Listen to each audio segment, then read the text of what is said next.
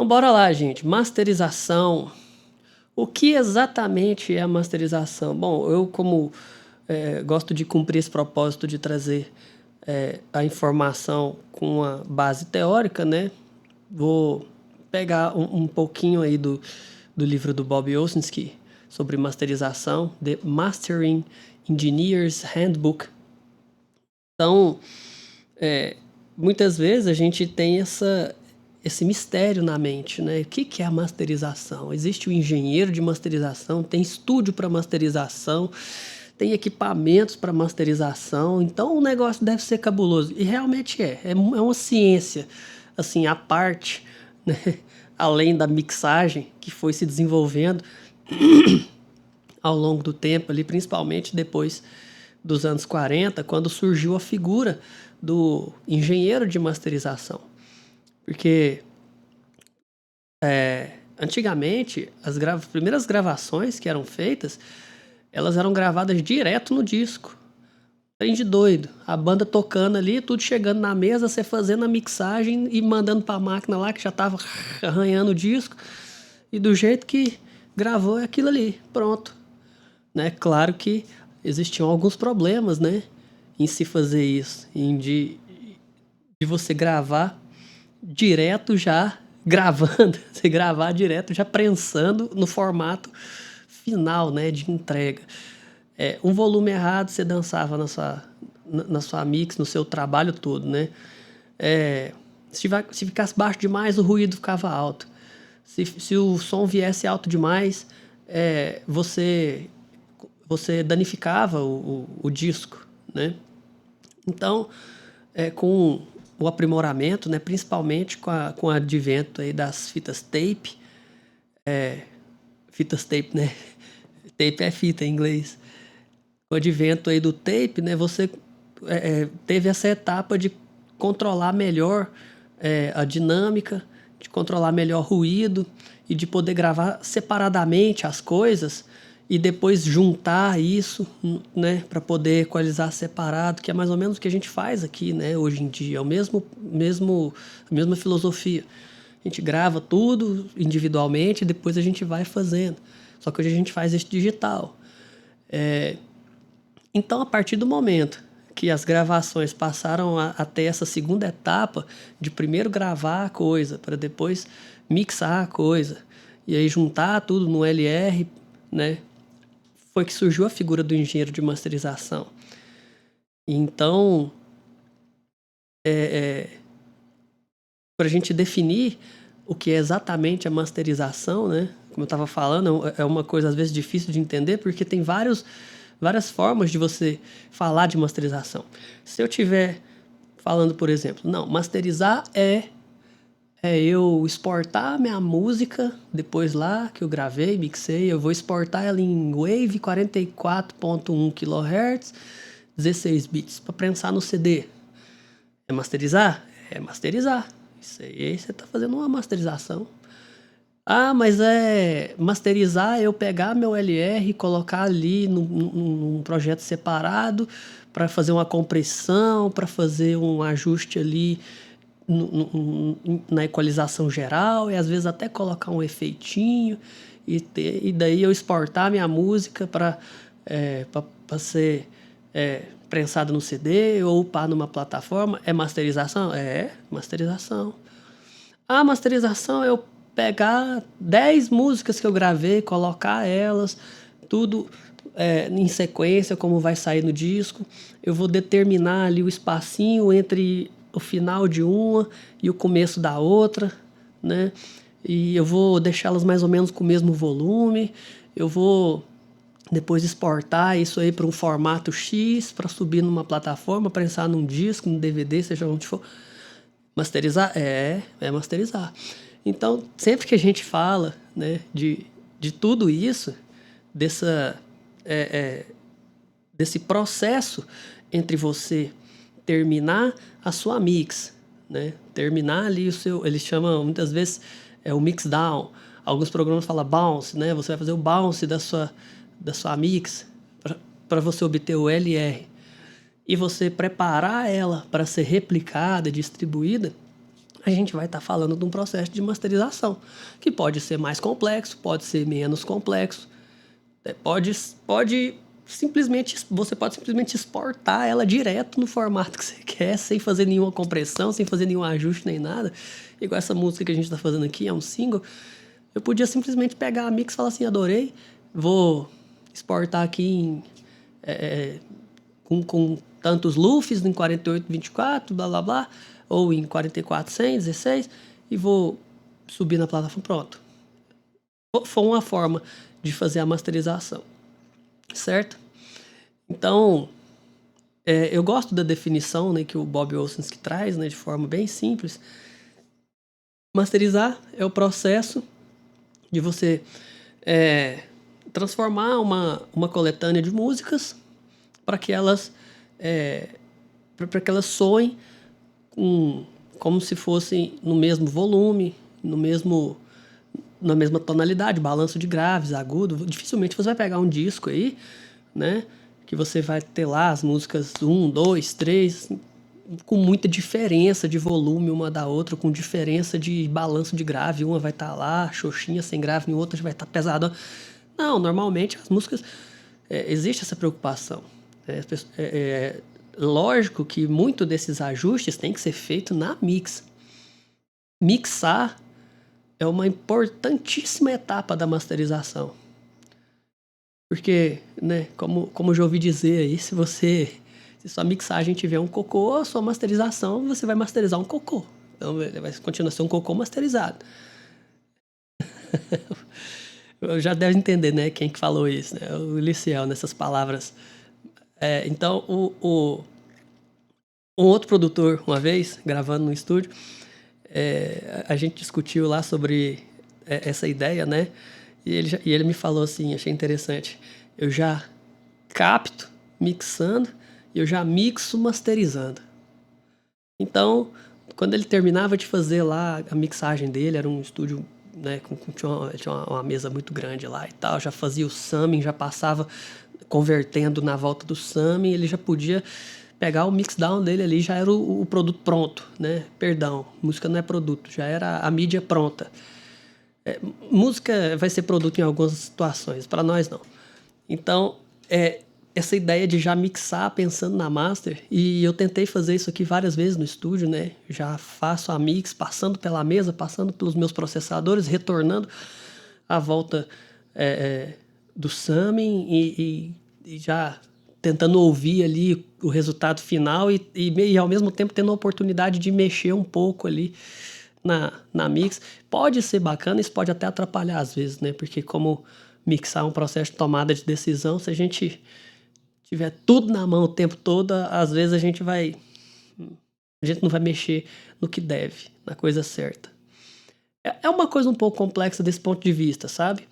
Mas muito simples de entender quando você assimila que é simplesmente você transformar a sua mídia no formato final para você entregar. Então, não tem muito o que discorrer sobre segredos de masterização, vai muito da experiência, vai muito dos recursos que você tem na mão, né? Isso vai te dar ferramentas para você chegar a fazer o melhor possível com o que você tiver, né? Uma coisa interessante quando a gente vai lendo sobre esses assuntos aqui, por que masterizar? Sempre masterizar. Né? Com o passar do tempo, a ideia de masterização foi sendo aprimorada, claro, né? Com a figura do engenheiro de masterização e tudo. E esses conceitos até eram um pouco divergentes entre, né, os dois mundos aí da Europa, dos Estados Unidos, né? Nunca vi um povo para ter tantas diferenças, né? Um é milha, outro é quilômetro, um é 220, outro é 110. O microfone europeu vem com a fase invertida do microfone americano. Eu não sei que treta é essa. Mas até no conceito de masterização existiam algumas diferenças, né? Por exemplo, falava-se que Nos Estados Unidos, o processo de masterizar era pegar sua track, sua mixdown, seu LR, né? E aplicar ali uma compressão, transformar, amassar um pouquinho. É lógico que você ganha um pouco de volume e tudo mais. E aí isso era um processo de masterizar. Na Europa, o processo de masterizar já era entendido como aquele processo de prensagem das mídias, né, a preparação para isso. Uma coisa mais voltada para distribuição, né? E não um conceito como o americano, né? De alterar, de fato, um pouco o aspecto do LR que você tem no final da mix. Então, até isso é interessante. A masterização com muita razão que às vezes a gente prefere mandar isso para um estúdio profissional para que pessoas que têm experiência, que têm o ouvido, que trabalham com aquilo ali frequentemente, produzindo mídias para colocar no mercado, nas plataformas, para que elas façam a masterização, às vezes, do nosso disco.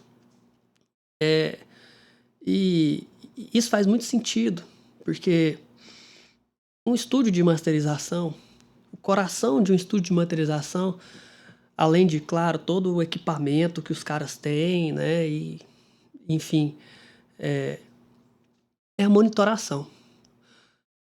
Dependendo do estúdio de monitoração, um par de monitor que o cara usa custa seu estúdio inteiro. Só o monitor que o cara vai ouvir, só o tratamento da sala, só... Entendeu? Então, você ainda por cima tem um cara que tá ali mixando para você, que ele não participou do projeto, tá masterizando para você, que ele não participou do seu processo de mix, o ouvido dele não tá viciado na mix, como o seu vai ficar quando você estiver fazendo uma mix, né?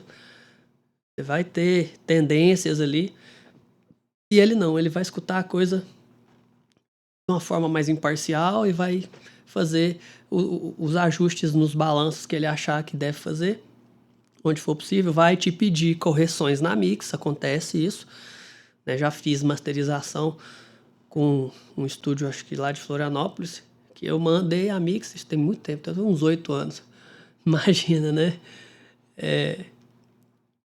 E aí, na hora que ele me manda um reporte técnico, não, altera isso, tal instrumento, tira tal frequência, tira isso, tira aquilo. E aí, trabalhando dessa forma, ele consegue chegar no melhor resultado lá. Então, é importante ter esse trabalho profissional dentro da masterização, justamente porque a pessoa que está ali já trabalhando com isso pode ter certeza que ela tem uma coisinha a mais para acrescentar no seu trabalho. É uma coisa que demanda experiência, né? Você pode ver aí que a masterização, um conceito tão amplo assim, que a maior parte do material são entrevistas, são depoimentos aí dos caras. E que a gente tem que pensar também na questão da masterização. Talvez aqui.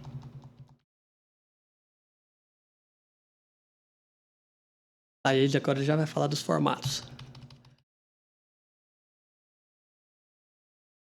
Então, acho que uma coisa que a gente tem que levar em consideração nessa questão da masterização é principalmente isso, né?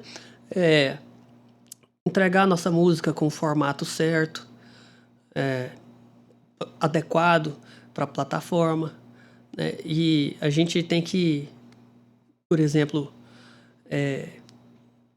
muitas vezes, se a gente for comprimir, jamais deixar a música destoar muito do que era na mix. Se você vai fazer uma masterização e a sua master está totalmente diferente da sua mix, tem alguma coisa errada. Entendeu? Ou porque sua mix tá errada, ou porque sua master tá errada. A coisa não tem que soar com tanta diferença. Ah, mas ali, na hora da master, a gente vai ter uma cola, um glue nos instrumentos. Ah, tudo bem, isso aí faz parte, aquela amassadinha, você vai ter um volumão, certo? Mas tem vezes que você pode cometer o erro de aplicar muita compressão, aplicar muita ganhos de equalização muito severos. E tudo que você vai fazer na masterização é, ó, trisquinho, cara. É coisa que você fala, bicho, não escutei nada, ótimo. Se você não ouviu e fez, então é isso. A gente vai fazer uma parte prática aqui para demonstrar. E uma coisa que a gente não pode deixar de falar, né, é que a masterização ela ganhou muito espaço e ela ganhou muita notoriedade no mundo da produção musical. Claro que, né, além do conceito simplista de simplesmente preparar o disco para distribuir, para entregar, a masterização tem uma coisa por trás que foi a oportunidade que surgiu ali de você ganhar volume, você ganhar altura. O som vem porradão, altão, e é claro que ao longo do tempo a gente veio convivendo aí com a tal da guerra do volume. Não tem como não falar disso. É natural, gente, que se você mostra uma gravação para um leigo, você mostra lá sua gravação caseira, você mostra uma gravação profissional, o leigo vai achar que a gravação profissional tá melhor, né? E eu também acharia, mas o leigo vai achar por causa do volume. Ele vai falar, nossa, olha a qualidade. Tá. Só tô querendo dizer que quando as pessoas escutam um som mais alto, elas tendem a achar que tá melhor. Isso é natural, é assim. Entendeu? É assim e vai continuar sendo. Se você pegar duas gravações de estúdios profissionais e uma tiver com RMS mais alto que a outra, o ouvinte vai falar, essa aqui tá melhor. A qualidade tá melhor. O povo ainda fala assim, a qualidade tá melhor. Não é bem assim que as coisas funcionam. A gente precisa entender que o botão de volume, o produtor, o engenheiro de masterização não tem controle sobre o botão de volume. O botão de volume tá aqui no meu som, tá na minha televisão, tá no meu carro, tá no meu celular. É o ouvinte que manda no volume final da música. E o que acontece? A gente estraga a música tentando deixar ela alta. E para deixar ela alta a gente comprime, lembra? A gente comprime a música, chega o fundo da música o mais alto possível e amassa o topo da música contra o limiter. E a música às vezes fica muito comprimida. Você vai perder dinâmica, você vai ter muita perda ali de ressonâncias, de efeitos, né, por conta disso, para ganhar volume. E aí é a hora de você pensar até que ponto isso vale a pena. Então, a guerra do volume, ela existe. Ah, mas então por que existe a guerra do volume? Tá, a gente tá falando do ouvinte leigo. É o cara que compra o disco. Quando começaram a fazer músicas mais comprimidas e masterizar isso mais alto, foi inevitável perceber que os discos vendiam mais, véio. Entrava mais capilé, corró, cascalho, bufunfa, corinho de rato. E aí, galera, isso aí é o sucesso, então. É deixar o pau quebrar, é deixar mixar autona. Então, tá vendo? Sempre tem um fator financeiro envolvido. Não é, né, o gosto das pessoas transformado num fator de ganho lá no final. Ganho financeiro. Então, ultimamente, né, com as plataformas de streaming, igual hoje a gente tem, foi padronizado um volume máximo para você upar a sua música. E se a sua música estiver mais alta do que aquele volume máximo estabelecido por eles, eles vão simplesmente abaixar a sua música para deixá-la no mesmo volume. Às vezes você está ouvindo uma música ou um conteúdo na sua plataforma de streaming lá, e aí entra um comercial, né, com aquela musicona pá, pá, pará, pá, pá, pá, pá, pá, mais alto do que o som que você estava ouvindo. Isso é uma merda. Então, por isso ser uma merda, é porque que se padronizou o volume das reproduções de mídia. Certo? Infelizmente, se você upar ele baixo demais, eu não sei se ele vai corrigir, não sei se ele vai normalizar o volume para para o LUFS lá correto da plataforma. Mas então, isso já é um grande avanço para efeito de streaming. Mas ainda não existe essa regra para você prensar no CD, para você prensar no vinil. No vinil até... aí, no caso do CD, do vinil, você vai depender exatamente do limite físico da mídia, né? De guardar aquela informação daquele tamanho. Mas então era isso que eu tinha para falar, né? Sobre a masterização. Eu acho que para efeitos de oficina, eu não quero aprofundar, entrar aqui no conteúdo teórico do livro, porque esse livro vai falar desde essa parte que a gente falou aqui, depois vai falar sobre formatos de mídia para masterizar, né? Vai falar de equipamentos que são utilizados em masterização, aqueles compressores, equalizadores lá da Manley, vai mostrar as paradas, vai mostrar umas mesas da SSL aí, e vai mostrar coisa pra caramba. Conversores de áudio, e depois as entrevistas. Mas assim, vamos para uma partezinha mais prática, pra gente ver como que a gente pode fazer ajustes mínimos para fins de masterização, entregar a nossa mídia, tá bom?